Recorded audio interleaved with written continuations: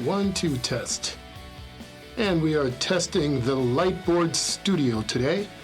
I have pulled up some old presentations from when I used to be an engineer at Japanese companies involved in business development for coatings and rubber products and other polymers and elastomer products.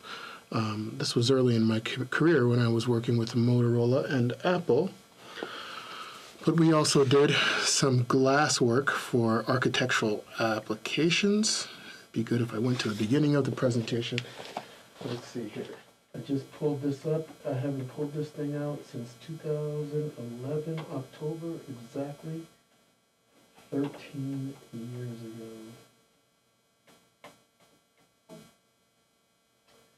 Brainstorming food for thought. My time at Japanese companies was a very pleasant time. I learned a lot of things from some chemical engineers that were working in the application areas of automotive, architectural, mainly consumer electronics like your iPhone and iPads, things like that with touchscreens. We were involved heavily in the beginning of development. I made this presentation to illustrate some of those applications that I was working on, getting these fluoro coatings. There are fluoropolymers based on fluorine chemistry that would impart a low friction coefficient of friction. We call coefficient of friction is the means, the ease in which you can pull an object across the surface of another, measured by friction. We would use a load cell, and we would apply a down weight onto a sensor and drag it across the touch screen, which would indicate how much force is being exerted to drag the weight across and kind of measure things that way. There are other ways using water droplets and the water contact angle as a measure of hydrophobicity, depending on that surface tension and how much that water droplet actually beads up. But I was working early on making these surfaces very pristine in cars. Some of them involved, you could say, solar control technologies using pigments. Some of our technologies used tri-layer film, 3 layers of, I'm thinking of another job at another Japanese company that was called Sekisui. This one's called Daikin. So we're actually using coatings here.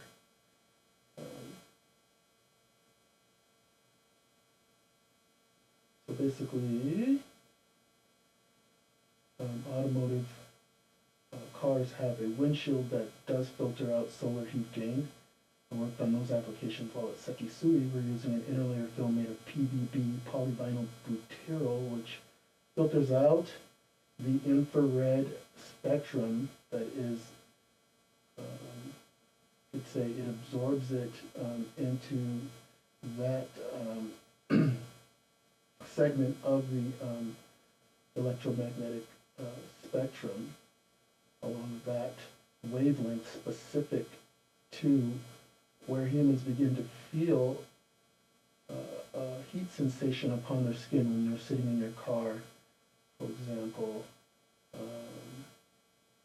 making you want to turn on the air conditioner because you're hot. But if the glazing can filter out some of that radiation and in turn re-radiate the static heat from inside of the car outside of the windshield while moving. We were dealing with technologies like that, solar absorbing, solar reflective technologies. But in any case, this is not that. This is based on fluorochemistry, fluoropolymers, where I was looking at designing some antimicrobial coatings, looking at iPhones now. We came up with coated PET, things like that, that could have some silver iodide particles in it to kill bacteria, some other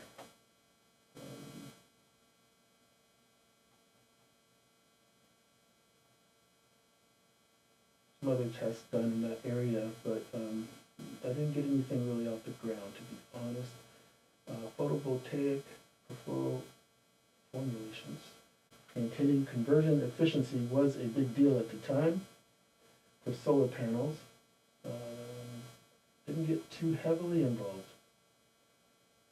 I came up with some ideas. Ultra low friction coatings. That's what we're working on.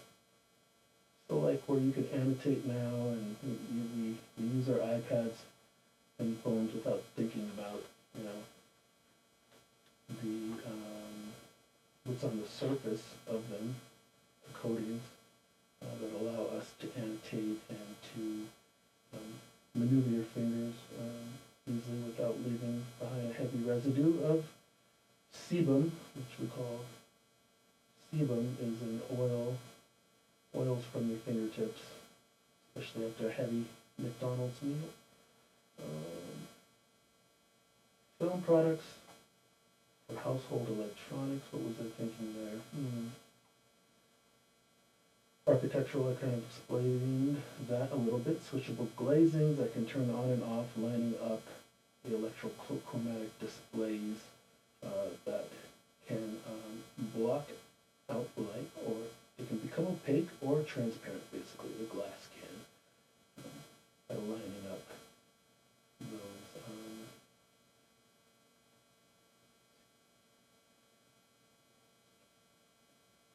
High performance film opportunities. What was I thinking here? There we're talking about the hydrophobic metals, the surfaces. Contact angle of water is a measurement, a metric for hydrophobicity. As I was saying, you can see there's a very high bead of water there, beaded up with the surface tension. That means that there's no wetting going on, there's no hydrophilic activity going on there. It's a very solid ball that remains solid because it has some hydrophobic properties.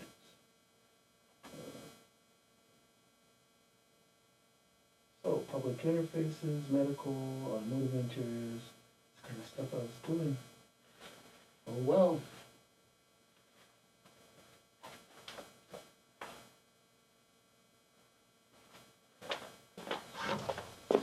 And that concludes my practice presentation to see how the Lightboard Studio works. I'll be doing some other works in here. I just wanted to see, and it was also a great test of my memory to see if I actually remembered anything from 13 years ago, when I was involved heavily in fluoropolymer, technical business development, application development work. So, thank you for watching this practice video, and maybe, who knows, I'll try it again. Bye.